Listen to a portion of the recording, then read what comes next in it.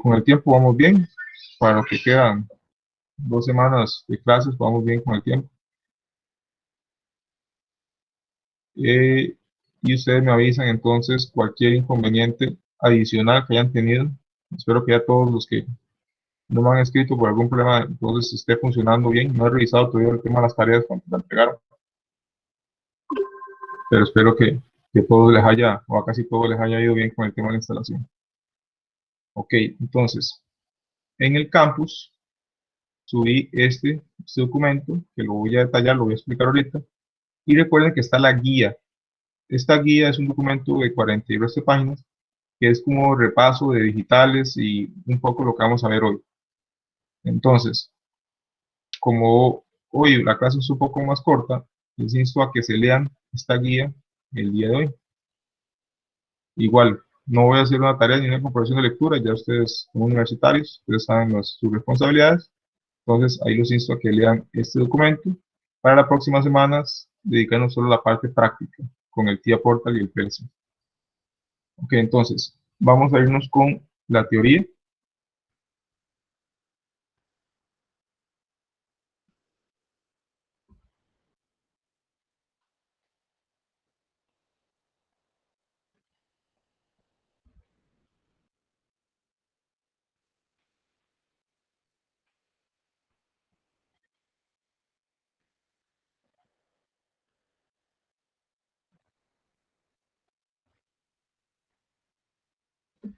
Ok, entonces, vamos a analizar este documento.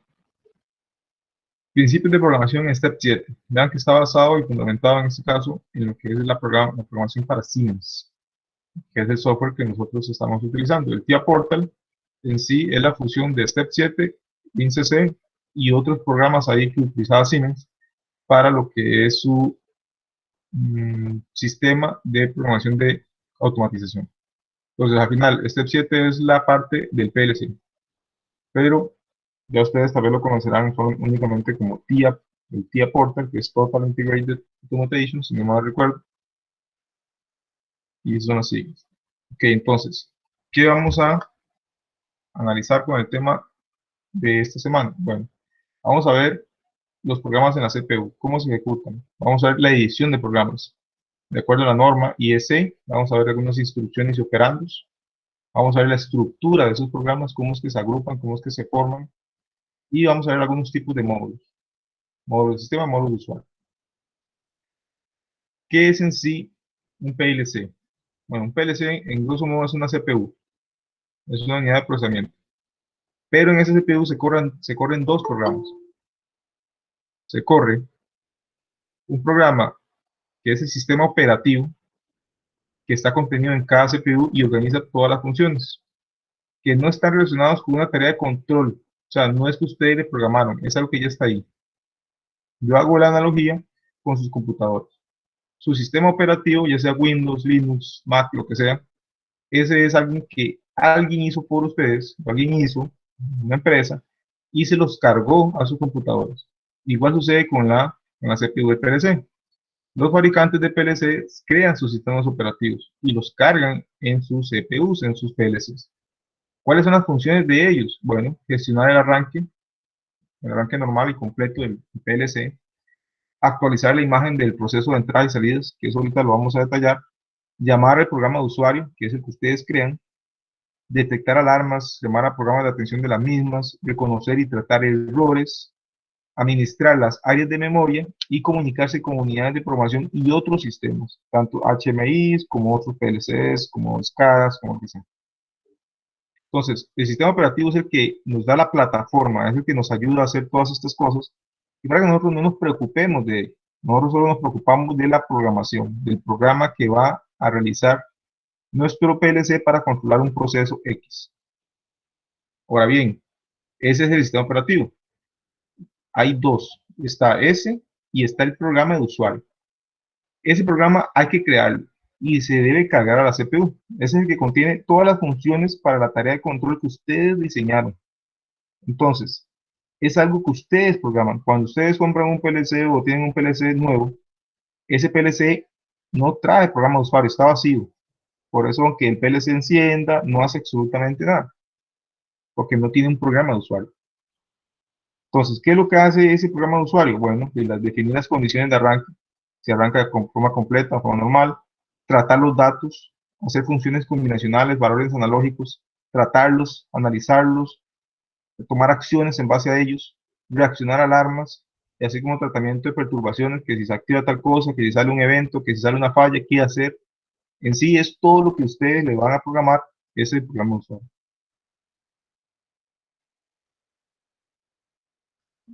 La norma ISE, la 1131, es la que define, por así decirlo, ciertas características para lo que es la forma en que se documenta y la forma en que se trabajan los PLCs. Entonces, normalmente esas normas tienen diferentes partes. Vamos a enfocarnos en estas partes, las primeras 5. La parte 1 es información general. Esa describe definiciones, términos, el glosario, características funcionales del PLC. Después tenemos las especificaciones y ensayos. ¿Qué pruebas se le han hecho a su equipo? Si son UL, si son X, tal normativa. Todo eso son lo que van en esas especificaciones y en los ensayos que se le han hecho. Entonces ahí van a encontrar pruebas eléctricas, pruebas mecánicas, información del fabricante, qué tipo de ensayos, qué tipo de verificaciones tienen aprobadas, todo eso. Eso nada más es para que nosotros sepamos las pruebas. No hay que hacer ahí nada, simplemente es conocer qué tiene, qué no tiene XPLC o qué tiene YPLC. La parte 3 son los lenguajes de programación. ¿Cómo vamos a programar eso? Esos lenguajes normalmente ya igual están normados y es una estructura como se da el software. Define los lenguajes, qué tipos, y también los elementos que tiene ese lenguaje. Por decirlo así, si nosotros vamos a hablar de los lenguajes, podemos hablar también como de los idiomas. Nosotros hablamos español, y para eso ya hay una serie de reglas que ustedes conocen, que ustedes vieron en la escuela, para hablar y escribir en español. Igual sucede con los lenguajes de programación. Un lenguaje de programación en escalera tiene ciertas características, tiene ciertas formas, cierta estructura, que ya lo definieron en esta norma o en otras, dependiendo de lo que estemos trabajando. Igual existe para los otros lenguajes. Después, en la parte 4, tenemos la guía de usuarios, en este caso especifica y analiza el sistema, cómo se aplica, cómo se selecciona, cuál es la seguridad, cuál es la protección, cómo se instala, cómo es el mantenimiento de ese equipo. Y en la parte 5 tenemos el tema de las comunicaciones, todo mapeado con el protocolo ISO. Ahorita ustedes no se preocupen mucho por el tema de comunicaciones, porque eso lo vamos a ver en Auto 3, pero sepan que simplemente está mapeado basado en ese protocolo. Todo eso es un estándar. ¿Y por qué eso es importante? Porque si nosotros aprendemos ahorita el PLC de Siemens, cuando queramos emigrar, queramos utilizar un PLC Schneider o un PLC ABB, la idea es que no cambie tanto, que tenga cosas muy similares, y por eso es importante la estandarización, que lo da la norma. Cada fabricante, llámese ABB, llámese Schneider, llámese Siemens, llámese lo que sea, Omron, cualquiera de esas marcas, ellos se apegan a estas normas y por lo tanto van a cumplir exactamente los mismos puntos. Entonces, pasarnos de ABB o pasarnos de Siemens o pasarnos a Omron, cualquiera de estas marcas, no resulta tan complicado. Tampoco es facilísimo, porque igual cada fabricante tiene sus características, tiene sus formas de hacer las cosas, pero nos facilita emigrar de uno a otro. Antes de que existiera la normalización, cada fabricante hacía las cosas como le da la gana. Entonces, habían especialistas de Siemens, habían especialistas de Schneider, habían especialistas de ABB, pero un especialista de ABB pasarse a Siemens tenía que llevar un montón de cursos, un montón de preparación para poder utilizar los PLC Siemens. Eso no es práctico, eso no es funcional.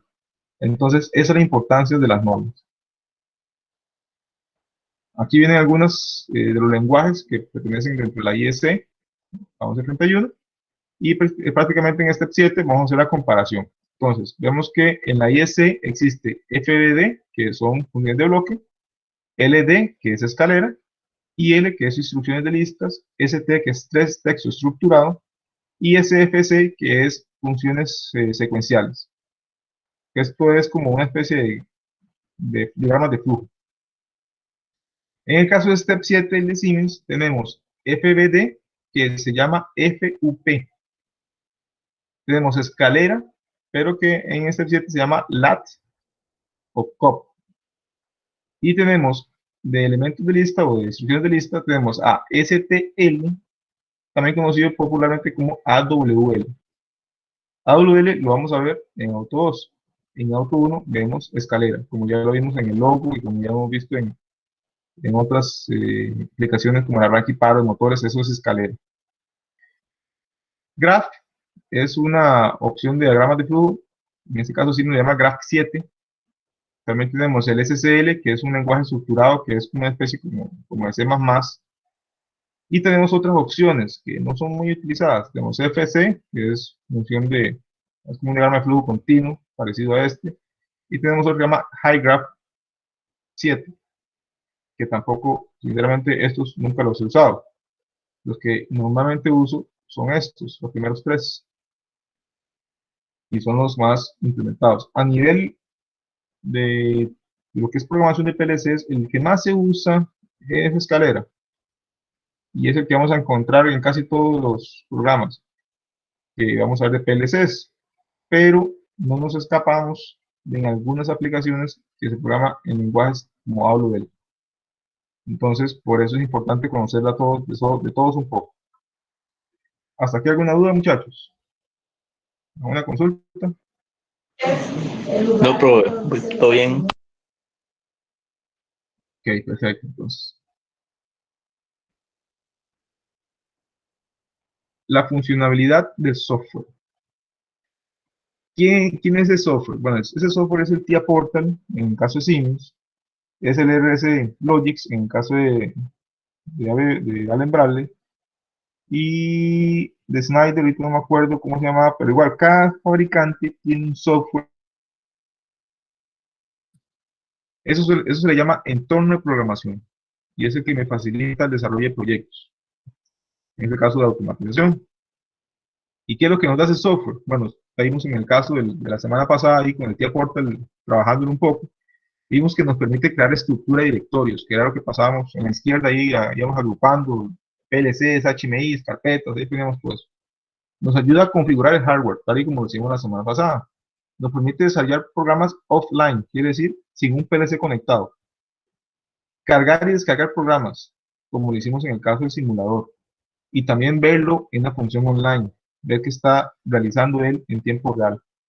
Nos permite depurar el programa en la fase de ejecución sin necesidad de interrumpir la ejecución. ¿Qué quiere decir eso? Eso quiere decir que si yo tengo un PLC que ya está trabajando y está controlando la máquina está trabajando, no tengo que parar todo el proceso para hacerle un cambio. Yo puedo hacerle cambios con el sistema trabajando. Y eso es algo muy, muy importante porque nos ahorra muchísimo tiempo y muchísimos costos. Porque ustedes se imaginan que el programa tiene un pequeñito error y yo tengo que parar todo el proceso productivo para hacer ese cambio. Bueno, sale carísimo para las empresas. Entonces, eso es algo importantísimo, que se puedan hacer esos cambios sin necesidad de detener lo que es el proceso. Permite hacer funciones de test, ver cómo están las variables, qué valores tienen, cómo están trabajando las zonas de memoria. Podemos ver y podemos forzar variables, que es algo que hay que tener mucho cuidado con el tema del forzado de variables, porque al forzar estamos diciéndole a una variable, por ejemplo, una entrada, póngase en 1, aunque no esté en 1. Y eso hay que tener cuidado porque si nosotros se nos olvida quitarle eso, porque eso normalmente se hace para pruebas, puede ocasionar un accidente. Entonces hay que tener mucho cuidado con el tema del forzado de las variables. También nos permite hacer documentos para la fase de mantenimiento, que no es algo que se use mucho, pero igual tiene la opción. Y también nos permite analizar el estado y el comportamiento del CPU. Eso es muy importante. Yo tengo un problema con el PLC, por eso el PLC se detiene, pasa, entonces no sé qué es, porque el PLC no me va a avisar, lo que pone es una luz roja que está en falla. Entonces yo llego y me conecto con mi computadora y con el software y puedo ver qué es en sí lo que está pasando con el PLC, cuál es la falla. Entonces eso es muy importante a la hora de determinar problemas que tengan los PLCs.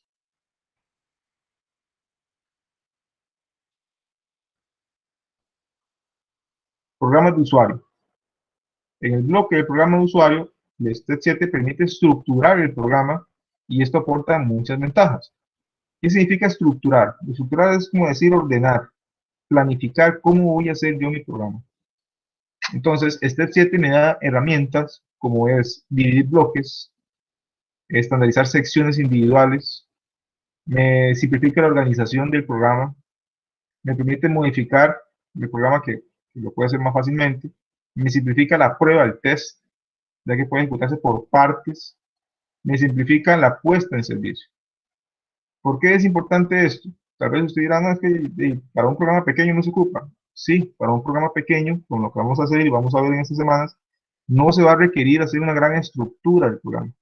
Pero para un proyecto donde tengo muchísimos elementos, tengo muchísimos sistemas, tengo muchos otros PLCs, tengo un programa muy grande que controlar, tengo un proceso grande en el cual ocupo muchísima programación, esto es vital. Si no se hace algo de forma ordenada, va a ser muy complicado que funcione y después va a ser muy complicado depurarlo y encontrar fallas. Entonces, recuerden siempre el dicho de que dividir vencerás. Cuando yo tengo un problema muy grande, tengo que dividirlo en partes. Y para eso es eso. Me ayuda a estructurar, me ayuda a dividir ese problema grande en pequeñitos problemas. Puedo ir solucionando, puedo ir programando de poco en poco, puedo irlos probando y ver si cada uno de forma individual funciona. Cuando los uno, todos van a resolver el problema final. Entonces, es importante siempre ser ordenado a la hora de programar y utilizar estas herramientas que me da, en este caso, los software como Step 7, el Tiaporte, o otras marcas. No solamente vamos a hablar de Tiaporte, sino que muchas marcas, todo esto lo tienen. Ok, entonces, ¿cómo puedo editar un programa? ¿Cómo puedo crear un programa?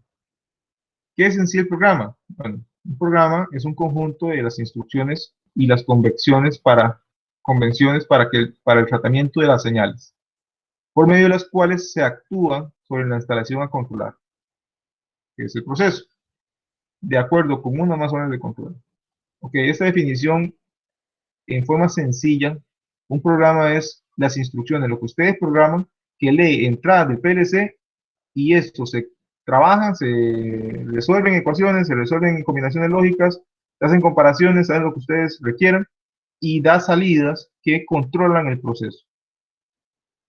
Si, por ejemplo, fuera a controlar un horno de fundición, yo recibo las entradas, en este caso de los sensores de temperatura, y si la temperatura está por debajo de lo que yo ocupo, entonces el PLC va a leer eso, va a comparar y va a decir, no, encienda más quemadores, o aumente la potencia de los quemadores.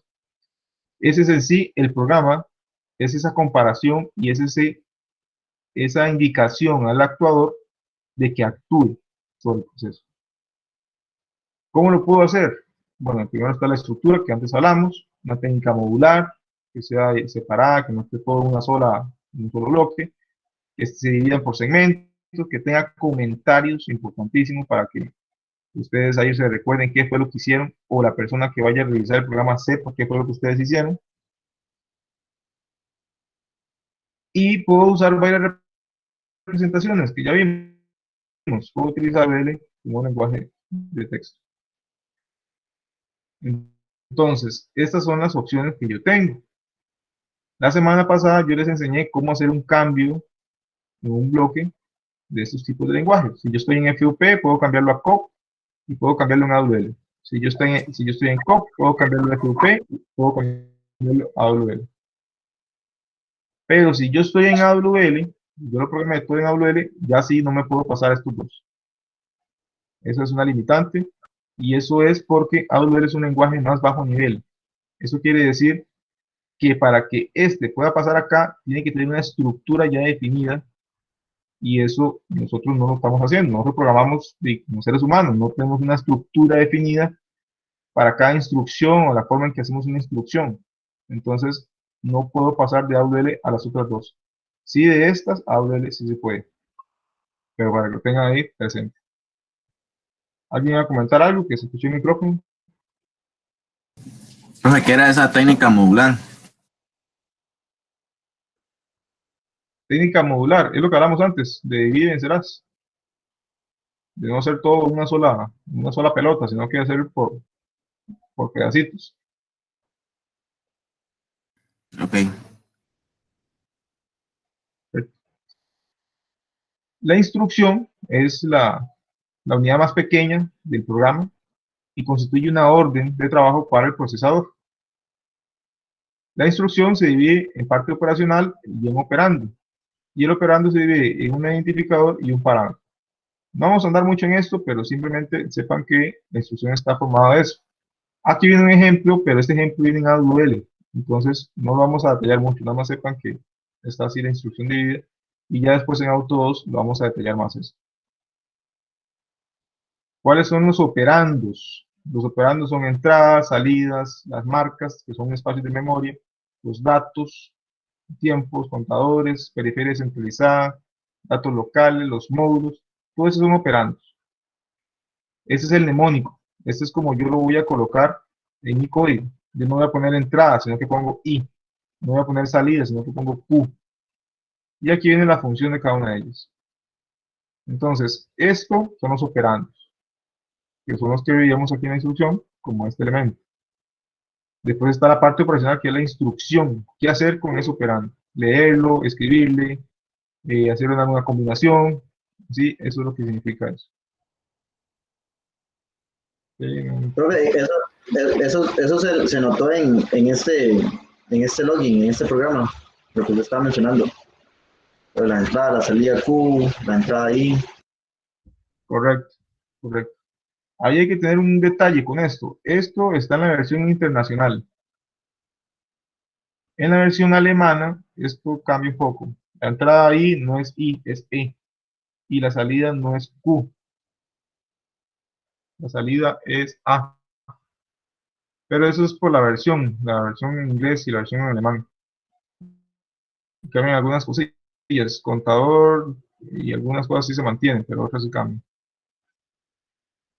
Pero igual, ahorita de momento vamos a manejar esto con la versión en inglés para no enredar. Entonces, estos serían los mnemónicos de estos operandos. Aquí viene un ejemplo de programa.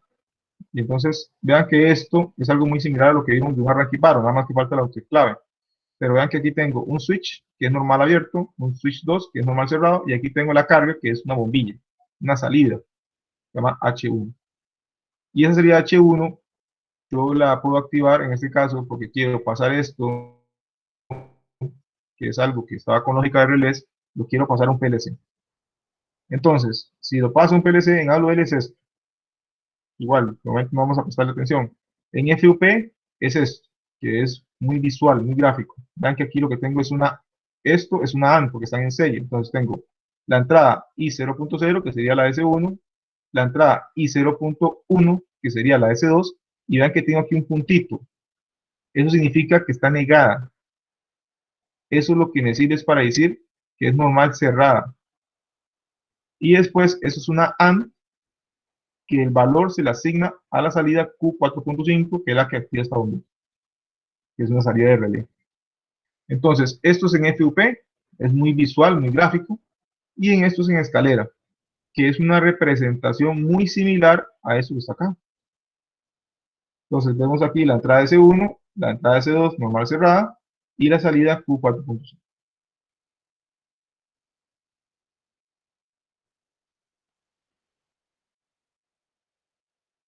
¿Cómo es la estructuración? Antes que mencionaba un poco sobre eso. Bueno, este 7 provee tres posibilidades para organizar un programa.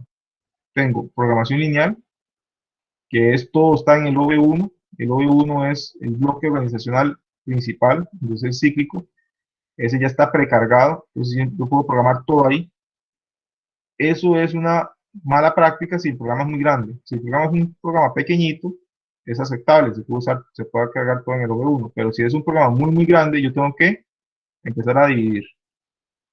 Entonces ya entramos a un programa que se divide en diferentes mini proyectos o mini programas, en el OV1 simplemente lo que hace es llamarlos para que se ejecuten y después se regresen al OV1 para que este se siga ciclando. Y después tengo la programación estructurada, que ya es para programas grandes, donde tengo el OV1 siempre, pero en él lo que hace son llamadas a otros bloques para que estos se vayan ejecutando de forma ordenada. Igual se cicla, vuelve a repetir el ciclo una y otra vez, una y otra vez. Entonces, estas son las tres posibilidades que nos da este 7. Los otros fabricantes nos dan casos parecidos o cosas parecidas a estos. Aquí en resumen, la programación lineal, todo en el OV1, instrucción 1, instrucción 2, hasta la última instrucción. Y vean que eso se está ciclando una y otra vez. En la programación lineal, ya aquí tengo, bueno, perdón, sigo con la presentación o la programación lineal. Ya aquí tengo segmento 1, segmento 2, todo eso está en el OV1.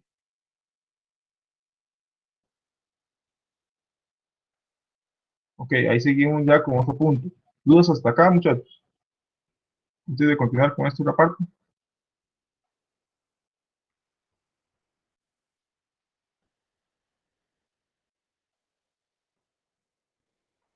No, profe, yo voy bien. Listo, entonces. Estos son los tipos de módulos del programa. En el caso de Siemens, Siemens nos da unas opciones de organización donde ellos lo definen por módulos. Entonces, el PLC, aquí en su macro, en su programa de usuario, tengo el OV1, que es el modo de organización. Dentro de esto tengo un tiempo de ciclo, un tiempo, un proceso, tengo manejo de errores, tengo modo de operación del sistema. Esto ahorita no se preocupen tanto, simplemente sepan que existe. Y después tengo estos bloquecitos que están acá, que son los que me sirven a organizarme. ¿Cómo se llaman ellos? Bueno, el OV se llama módulo de organización o bloque de organización.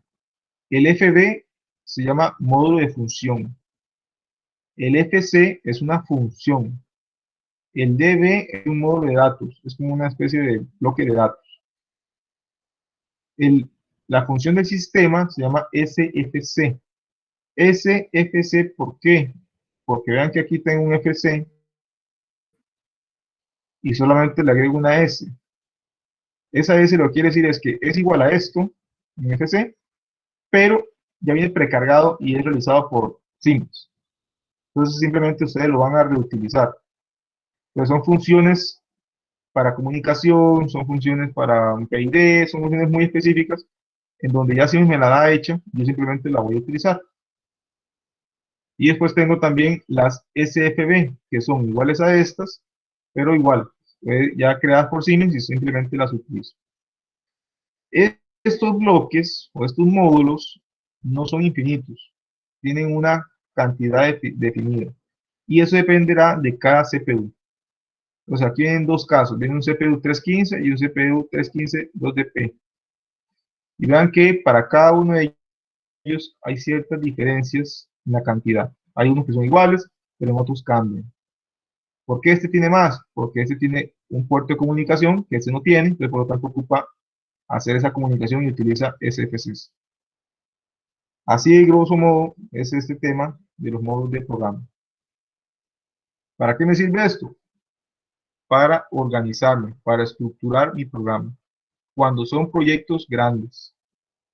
Para proyectitos pequeños, todo lo programo en el OV1. Entonces, para que ahí estemos claros con esos puntos. Bueno, aquí viene un poco unas características.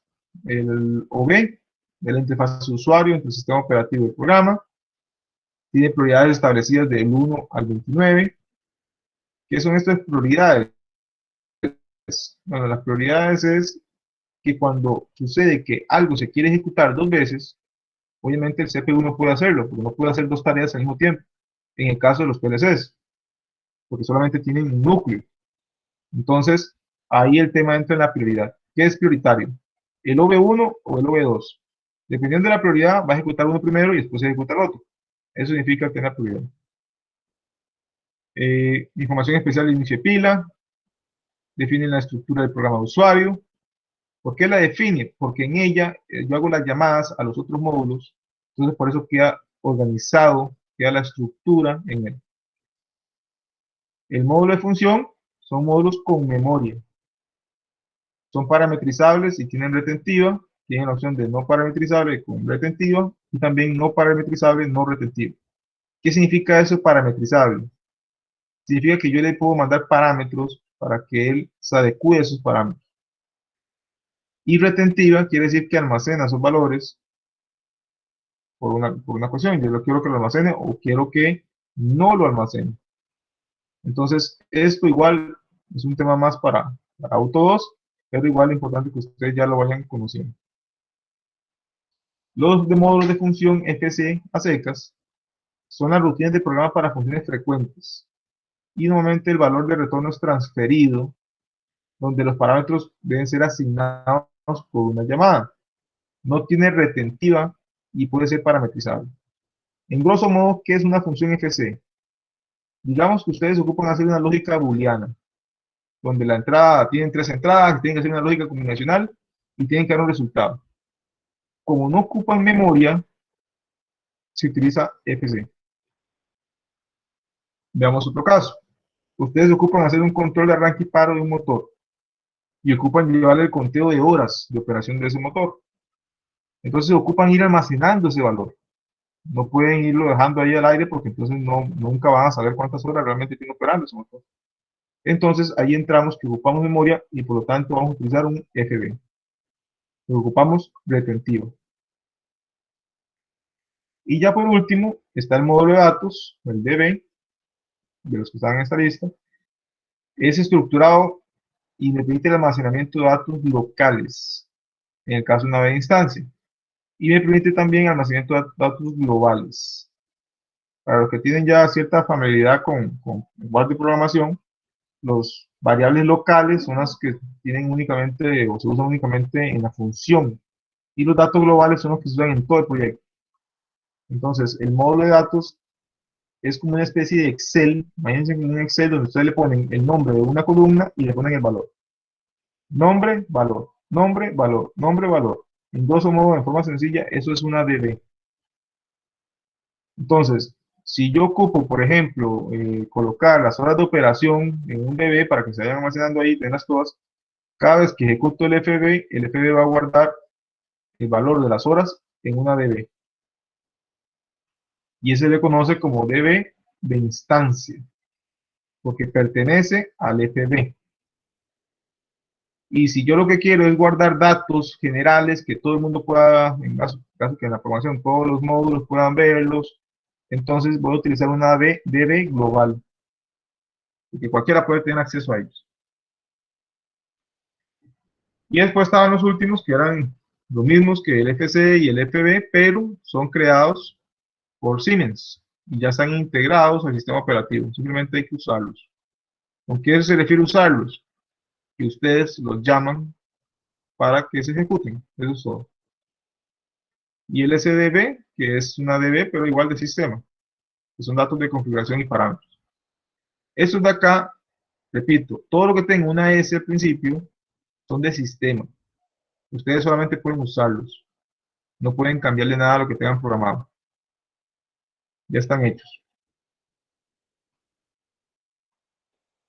¿Dudas hasta acá, muchachos?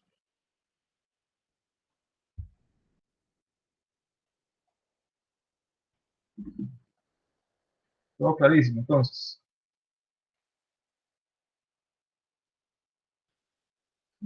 ¿Ok? Sigamos.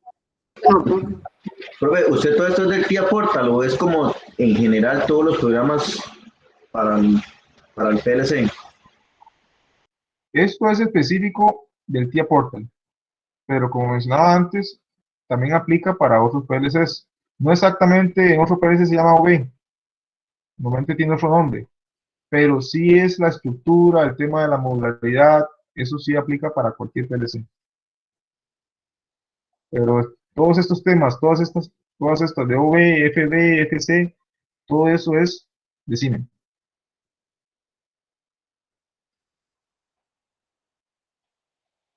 ¿Ok? Ok, gracias, profe. Perfecto. Entonces, ya ampliando un poco más acerca de cada uno de esos módulos, en el caso de los bloques de organización, el OV es el que da la interfaz entre el sistema operativo y el programa de usuario. Por eso es que nosotros podemos programar todo en el OV1 y no tenemos que hacer nada, porque ya el PLC sabe que lo que está en el OV1 lo va a ejecutar, si está bien, si no tiene errores. Vimos que ya tienen prioridad, entonces yo le puedo definir, mira, si se dan dos al mismo tiempo, ejecute este y no el otro. Y después, como este tiene menos prioridad, le ejecuta después, no puede ejecutarlo primero. Son llamados por el sistema operativo Cada OB contiene información de arranque. Hay que tener cuidado, no borrarle esto. Simplemente dejarlos queditos, no se tocan. Y estos OBs lo que hacen es controlar el proceso cíclico, el procesamiento controlado de alarmas, el comportamiento de arranque del sistema y el tratamiento de errores. No vamos a detallar esto porque eso es igual, se ven todos, pero nada más saben, deben saber ustedes que los OBs, los módulos de organización, los bloques de organización, hacen todo esto. El que nosotros vamos a usar ahorita es este, nada más, el OB1. Esto es lo que vamos a hacer y lo vamos a trabajar nada más para las siguientes clases. Los otros lo vamos a ir viendo en otros. ¿Cómo es que se hace una llamada a un módulo? ¿Cómo es que yo llego y le digo, FC tal, ejecútese? Ok, las llamadas siempre se hacen desde otro módulo, ya sea que estemos en el OB, en un FB o un FC. Y lo que hago es llamarlos. ¿Cómo los llamo? Simplemente utilizo el nombre que yo les di y lo coloco acá. Entonces, cuando eso llega y la instrucción dice un call FB tal, entonces va a agarrar y va a buscar ese FB y lo va a empezar a ejecutar de forma igual, de arriba hacia abajo, y cuando termine se regresa al punto que iba y continúa con su programa. Esa es la forma en que se hacen esas llamadas. Yo hago la analogía en que muchas veces esto es como cuando ustedes están ejecutando la tarea y alguien los llama o les manda un mensaje. Ustedes paran lo que están haciendo, van, atienden el llamado, leen lo que tengan que leer, hacen lo que tengan que hacer y regresan al punto donde iban. Es el mismo principio que se aplica en programación, tanto en PLCs como en otros tipos de programación. El tema de interrupciones, el tema de llamadas, es igual.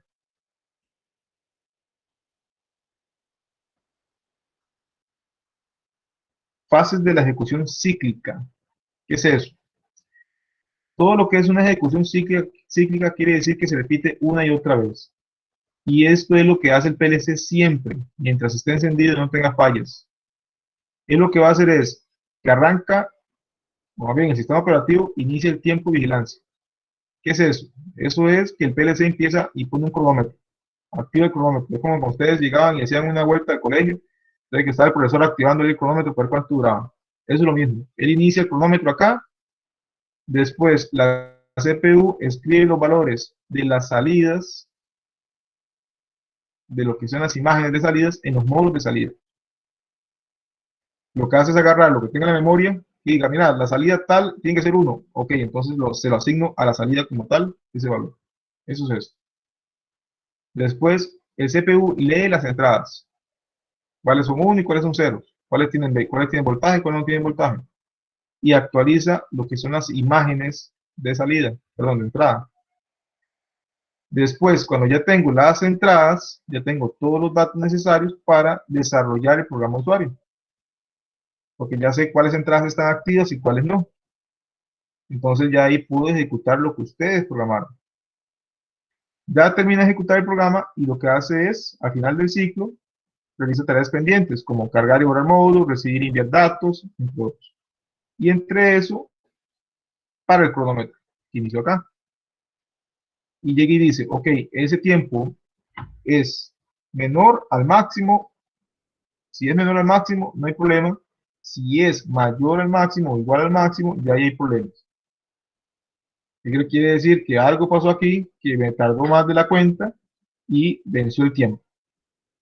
Entonces aquí ya empieza a salir un problema, una falla, de que no está logrando cumplir todo lo que tiene que hacer porque se está pasando del tiempo.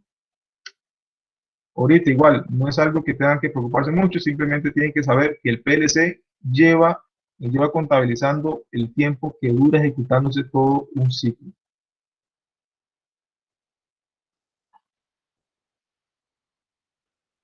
Ok, ahí estaríamos con los OBs y con ese tipo de cosas. Ahora vamos con las que son las funciones y los FCs, los módulos de función. Son módulos programables, tienen parámetros absolutos. Es un módulo lógico sin memoria. Las variables temporales de FC se memorizan en la pila de datos locales y se borran una vez finalizan. Los datos locales se pierden, como dice acá. Para memorizar datos, se puede utilizar datos globales, o ¿Se acuerdan que existían las DB globales? Entonces ellos pueden almacenar ahí. A los datos locales de una FC no se le pueden asignar valores iniciales porque no tiene cómo almacenarlos, entonces no se le puede hacer.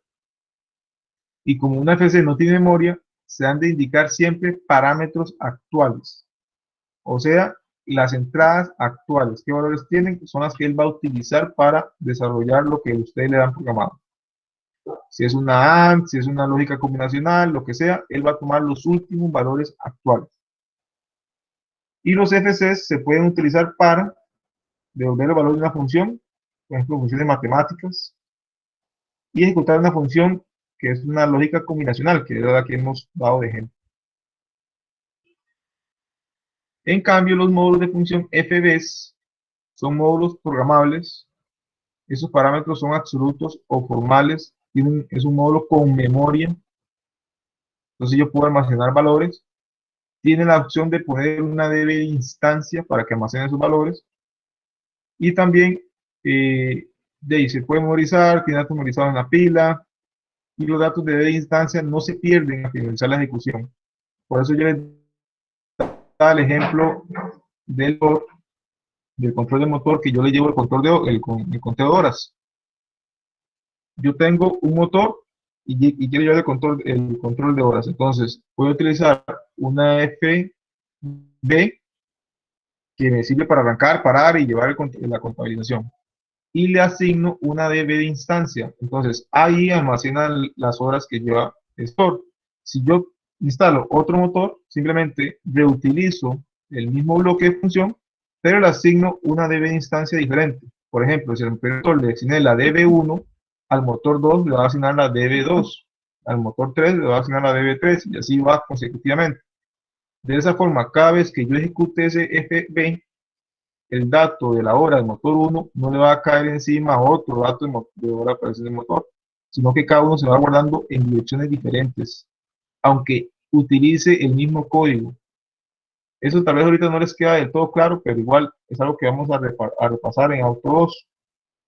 Pero sepan ustedes que para eso yo utilizo los FBs. Un FB contiene un programa que se ejecuta cada vez que se llama desde otro módulo y también facilita la programación de funciones complejas de uso frecuente. Entonces, un FB es un FC, pero con hormonas. Es un FB que tiene muchísima mayor capacidad, tiene para almacenar, que es lo que le da ese poder para realizar funciones complejas que ocupen almacenamiento. Bueno, esto es lo que hablaba antes de la DB de instancia. El tema de los DBs globales. Nada más aquí vamos a ver el caso de cómo es que se utilizan. Vemos aquí el ejemplo donde tengo un FC, que es una función de función número 10, la FC11, la FC12, que en realidad aquí es FB, que hay un error. Y vean que esta es una DB global y esta es una DB de instancia. A la DB de instancia solamente tiene acceso la FB12, pero la FB12 tiene acceso a la DB global. Todas tienen acceso a la DB global. Pero a la DB de instancia únicamente tiene acceso la FB12. Entonces, eso es lo que mencionan acá. Las SFBs, que ya vimos, simplemente es una ampliación del tema. ¿Cuáles son las funciones? Para comunicación y para funciones especiales. Son las FBs. Las SFCs es para un conjunto muy amplio. Normalmente son operaciones matemáticas complejas y ciertas características y ciertas funciones ahí como PIs y demás equipos de control que utilizo las FCs. Pero igual, en resumen, lo más importante es que forman parte del sistema operativo. Y el usuario no puede cambiarles nada, simplemente puede usarlas. Este es esto no. Eso tampoco, esto se ve en Auto 2. Bueno, jóvenes, esto es prácticamente lo que quería mostrarles el día de hoy. No sé si hay alguna consulta adicional a lo que explicaba, o a lo que consultaron algunos.